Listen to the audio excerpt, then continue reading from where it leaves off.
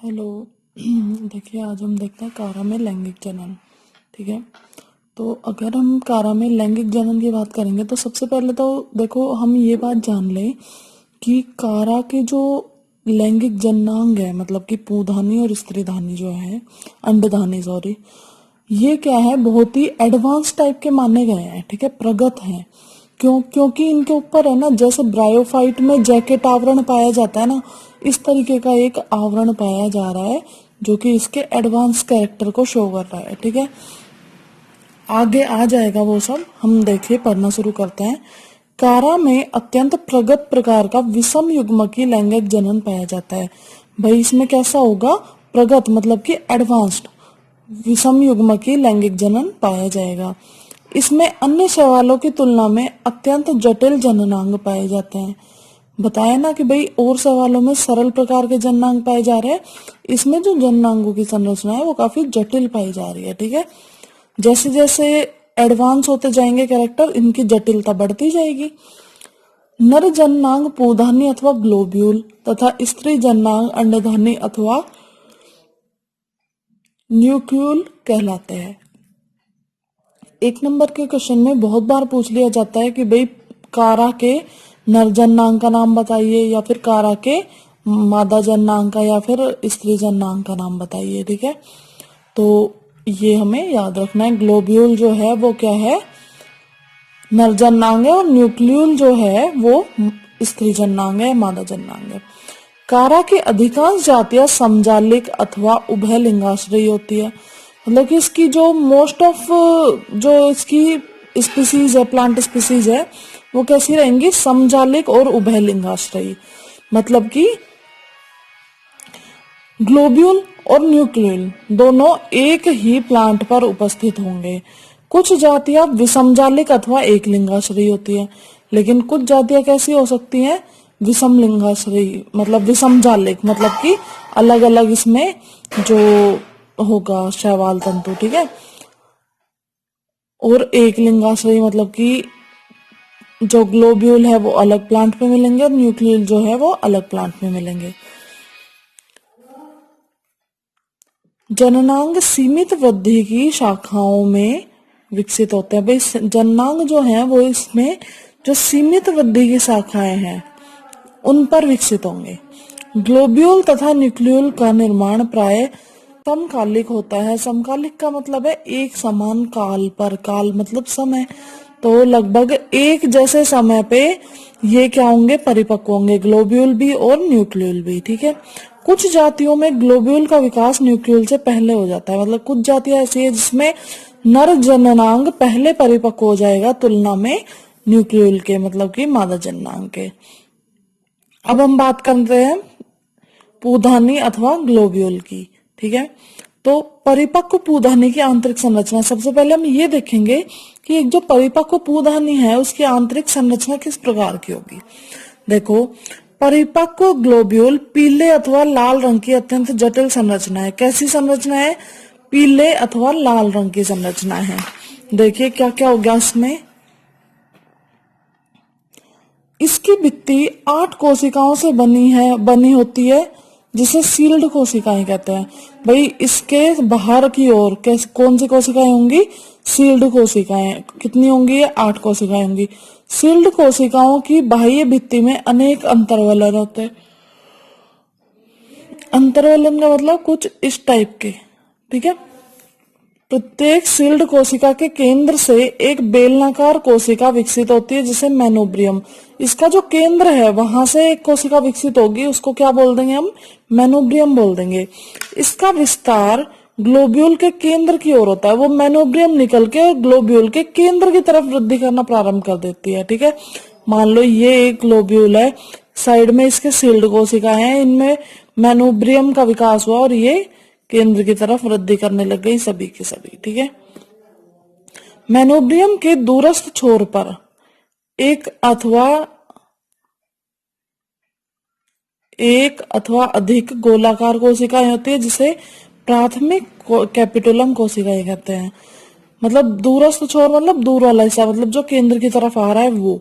ठीक है, इसके पास में क्या होगी, कैपिटुलम कोशिकाएं, प्राथमिक कैपिटुलम और द्वितीयक कैपिटुलम।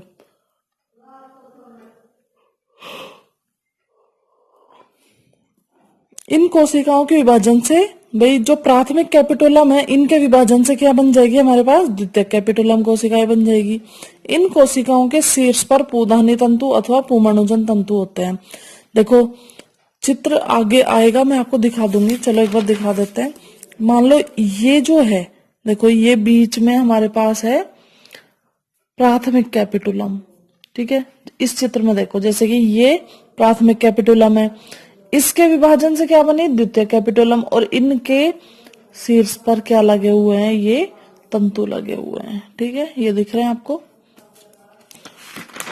आगे देखिए, इन तंतुओं की प्रत्येक कोशिका से एक पुमणु बनता है। इन तंतुओं में बहुत सारी कोशिकाएं और हर एक कोशिका एक पुमणु का निर्माण कर देगी। प्रत्येक ग्लोब्यूल में 20,000 से 50,000 तक पुमणु बनता है। एक ग्लोब्यूल में कितने पुमणु बन जाएंगे, 20,000 से 50,000 तक पुमणु बन जाएंगे। अब पूधानी अथवा ग्लोब्यूल का विकास, अब इसका विकास कैसे हुआ, ये तो हमने संरचना देखी है कि ये चीजें होती है। अब इसका विकास कैसे होगा, पूधानी अथवा ग्लोब्यूल का विकास सीमित वृद्धि की शाखाओं की पर्व संधियों पर होता है। जो सीमित वृद्धि की शाखाएं हैं उनकी पर्व संधियां जो हैं, जो इनके नोड्स हैं, उन पर क्या होगा, इनका विकास होगा पूधानियों का। आगे देखिए, पर्व संधि की अभ्यक्ष सतह पर स्थित परिधीय कोशिकाओं में विभाजन होगा।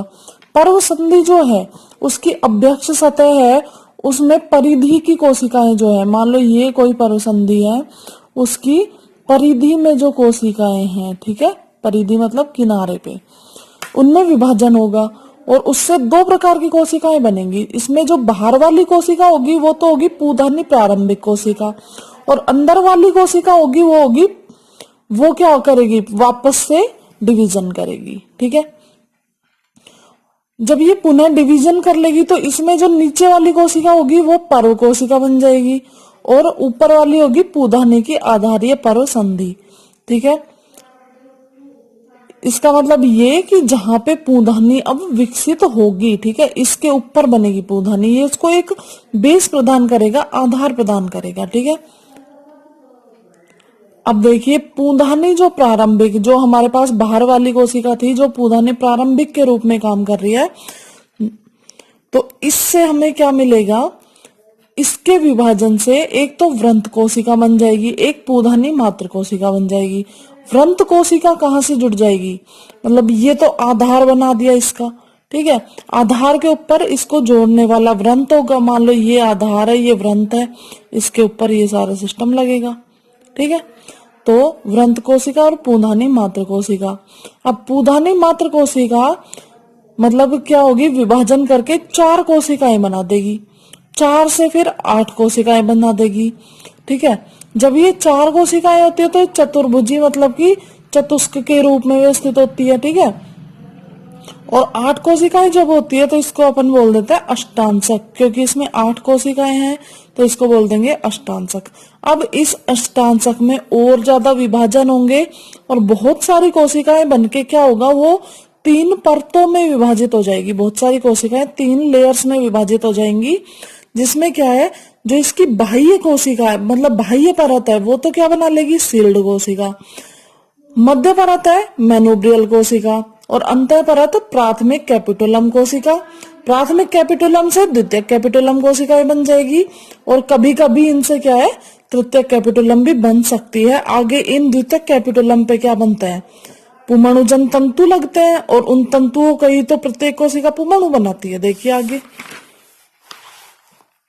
अंतिम कैपिटोलम, यहाँ पे अंतिम कैपिटोलम का मतलब क्या है, अगर उसमें तृतीयक तक होती है तो तृतीयक वाली और द्वितीयक तक होती है तो द्वितीयक वाली। तो अंतिम कैपिटोलम की प्रत्येक कोशिका के विभाजन से 2 से 4 तक पतले लंबे पूधानी तंतु अथवा पुमणुजन तंतु बनते हैं।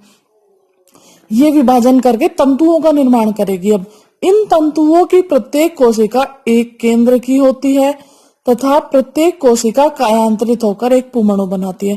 ये जो हमारे पास तंतु बने हैं, देखो ये जो हमारे पास तंतु बने हैं, इसकी प्रत्येक कोशिका एक केंद्र की है और ये अलग अलग होकर बहुत सारे पुमणुओं का निर्माण कर देगी। पुमणु के विकास की प्रक्रिया पुमणु जनन कहलाती है। ऑब्वियस सी बात है, पुमणुओं का विकास हो रहा है तो प्रक्रिया क्या कहलाएगी, पुमणु जनन। परिपक्व पुमणु दीर्घित सर्पिल व द्विकशाभिक संरचना होती है।